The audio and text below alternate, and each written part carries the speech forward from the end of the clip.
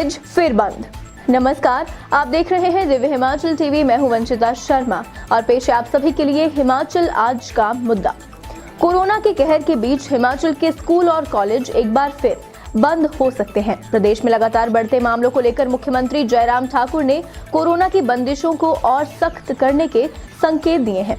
इस बीच Omicron variant के मामले सामने आने से अब और सावधानी की जरूरत है। क्या है प्रदेश का माहौल और क्या क्या और सख्ती कर सकती है सरकार? हम पहाड़ी में इसी पर चर्चा कर रहे हैं अनिल अग्निहोत्री और राजेश शर्मा। कोरोना बंदिशों पर, हाँ जी, कोरोना बंदिशें बढ़ने के आसार, ये हमारा तीसरा सब्जेक्ट है।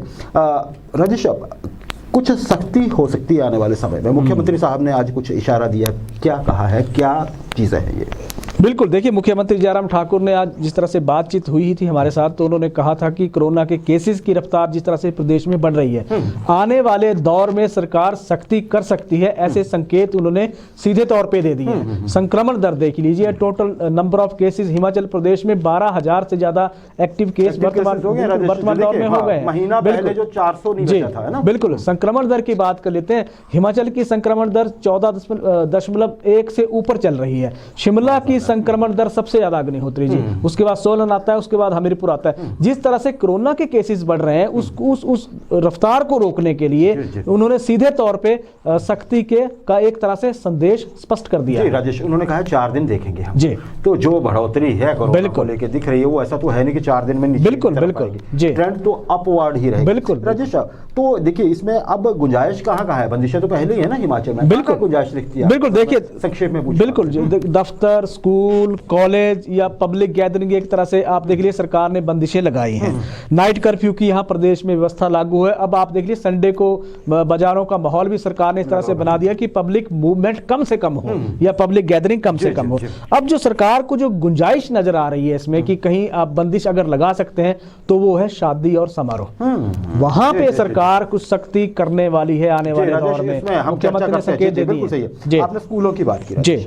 देखिए, पहले हम ये बता दें अपने दर्शकों को कि जो फिलहाल पाबंदियां लगी, बिल्कुल, वो 24 जनवरी 25 के लिए आपको पहले 4 दिन बता दिए, तो 21 या 22 तारीख को सरकार फैसला ले सकती है, क्योंकि 4 दिन 25 को पूर्ण राज्यत्व दिवस की छुट्टी है, 26 को गणतंत्र दिवस की छुट्टी है। बिल्कुल, 27 से अगर होगा सरकार पहले बताएगी। 4 दिन मुख्यमंत्री ने कहा है, आज 18 तारीख है। बिल्कुल जी, देखिए 21 या 22 तारीख को सामने आ जाएगी बिल्कुल स्वास्थ्य विभाग की रिकमेंडेशन है, क्या करना है। बिल्कुल, स्कूलों की पहले बात करते हैं। स्कूल खुलने के आसार लग रहे हैं क्या? बहुत कम आसार है। अभी आप बात करें 24 जनवरी तक तो प्रदेश भर में छुट्टियां कर रखी है।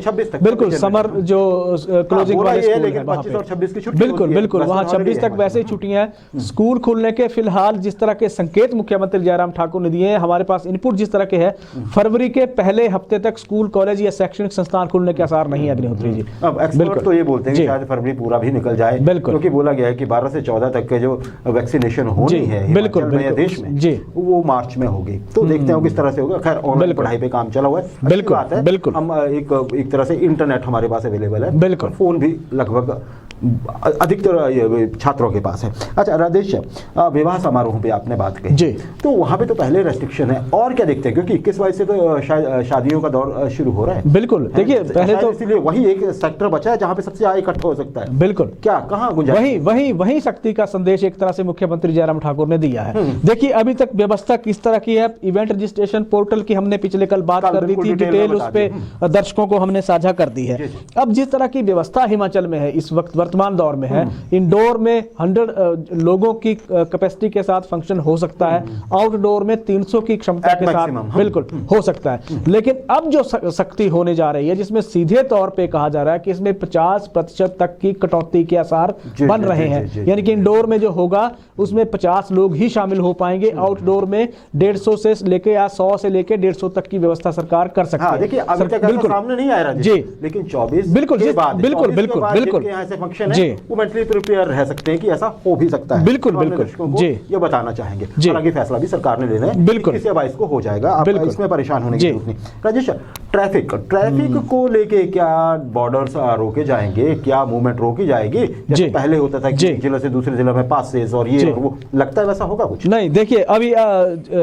प्रदेश के बाहर और प्रदेश की भीतर की स्थिति देख लेते हैं अग्निहोत्री जी। प्रदेश के बाहर या जैसे बॉर्डर जिस कहा जाता है, बाहर के इंटर स्टेट जो बॉर्डर हैं वो भी बंद नहीं होने जा रहे हैं। अभी इस तरह की व्यवस्था सरकार नहीं बना रही है।